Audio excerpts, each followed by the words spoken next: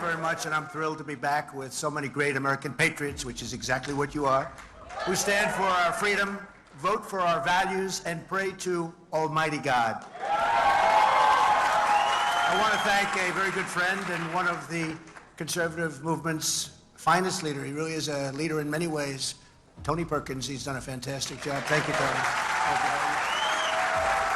Let's also express our gratitude to the entire team at the Family Research Council for their 4 decades of outstanding work in defense of the American family and culture and God. And thanks as well to Representatives Jim Banks. By the way, Jim is running for the Senate, as you know, from a great place, Indiana. And he's essentially you have nobody. Do you have anybody running? Where's Jim? I think he's not got anybody even wants to take him on. He's going to get it without a fight. Can you imagine? Where is Jim? Thank you, Jim. Thank you, Jim. He's unopposed. I haven't even heard about that for a long time, especially from Indiana. But he's fantastic. And Ronnie Jackson. Ronnie, would you stand up, please? Ronnie Jackson. He's a doctor. He's an admiral. And he's a congressman. Where's Ronnie? We love Ronnie. Where is he? See? And he just, you didn't get a very good seat tonight. What's going on?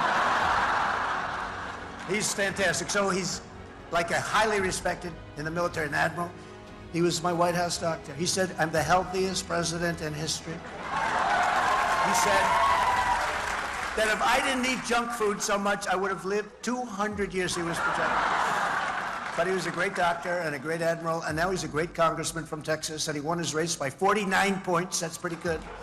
And we love Ronnie. Ronnie, thank you very much for being here. And a very special woman, and a very brilliant woman. She helped so much with everything I've done. I think most of you would hear, she's very shy. She doesn't like being on television or anything like that. She's a shy person. Kellyanne Conway. Where's Kellyanne? Where's Kellyanne?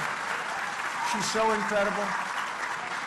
Thank you, Kellyanne. She's a great woman, actually. We had an incredible campaign 2016. We had an incredible campaign in 2020. What the hell happened there? We got more votes than any sitting president in history. Can you imagine? More votes than any sitting president by close to 12 million. I was told if we got 63 million, which we got at 2016, you can't lose. It's just impossible. And we topped it by millions, but we're going to have the most successful election ever coming up, and we're going to do things.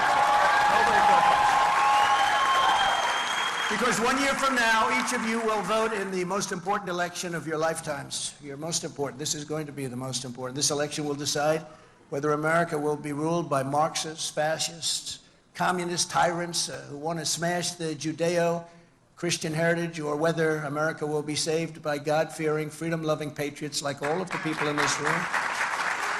And if we stand together in this fight, we're going to defeat crooked Joe Biden if he runs. Is he going to make it to the starting gate? Every time I watch him do so badly, I say, oh, this is not good.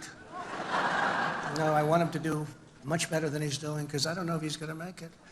But we're going to take back our country, we're going to take back our culture, and we're going to make America great again, greater than ever. And I come here tonight bearing a very simple message. No president has ever fought for Christians as hard as I have, and I will keep on fighting for Christians as hard as I can for 4 more years in the White House, and we will do things that nobody has ever been able to do. Just think of what we already achieved with the help of many of the great people in this room. I know so many of you. We did more to uphold religious liberty than any administration in history, according to everybody. I fearlessly protected the religious freedoms of doctors, nurses, teachers, and faith groups like the Little Sisters of the Poor. I blocked the IRS from using the Johnson Amendment to interfere with pastors' freedom of speech. Very important. Very important. I stopped Barack Hussein Obama's hateful and bigoted assault on faith-based adoption and foster care services, and I restored your right to help those beautiful children find a loving family. I took historic action to defend the religious liberty of students in public schools and on college campuses, so important. And I was the first president to convene a meeting at the United Nations to end religious persecution worldwide. We did that. As president, thank you very much. As president, I stood proudly with our friend and ally, the State of Israel.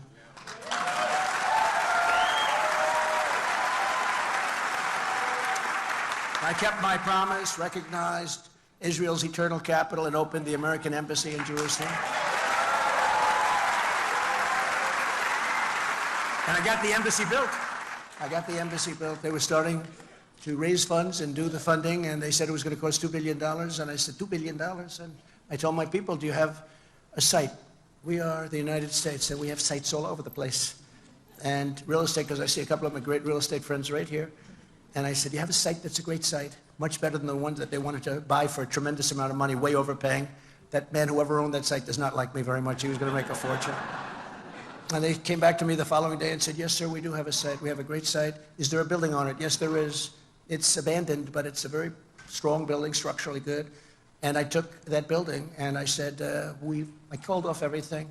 I had my people go and check it. I said, how much would it cost to rebuild that building and make it the embassy? They said, about $400,000. That's slightly less than $2 billion, right? And it's the first time I've ever said this in business. I said, you know, that sounds too cheap. It's usually that's too expensive. I said, that sounds too cheap. That's too inexpensive. So let's make it a little bit more. Let's spend a little bit more. We'll make it $500,000. And we got it built for $500,000, and we used Jerusalem stone.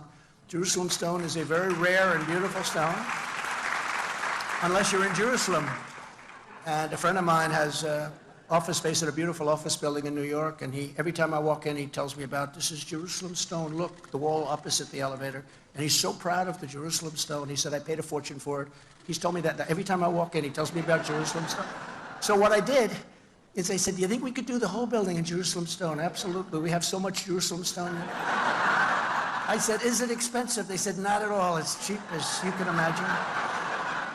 And we did it in Jerusalem stone, and it is a truly beautiful embassy, and there's no reason for them ever to do anything else because it's a beauty and it's the best location there is in Jerusalem, and it was a great honor. So we not only designated, we also got it built, and built many years ahead of schedule. So it was, and we saved approximately $2 billion, so that was okay. But I also recognized they were working on this for 58 years. I recognized Israel's sovereignty over the Golan Heights, you know that, and took care of that, always done. 52 years they worked on it. Planes would come in every season, planes that have meetings that would last for 2 days, and then they'd leave, nothing would happen. I got it done in about 12 minutes. And I withdrew the United States from the disastrous Iran nuclear deal. Disaster. And here at home, we totally transformed the federal judiciary, appointing nearly 300 judges to interpret the law and the Constitution as written. Very big thing.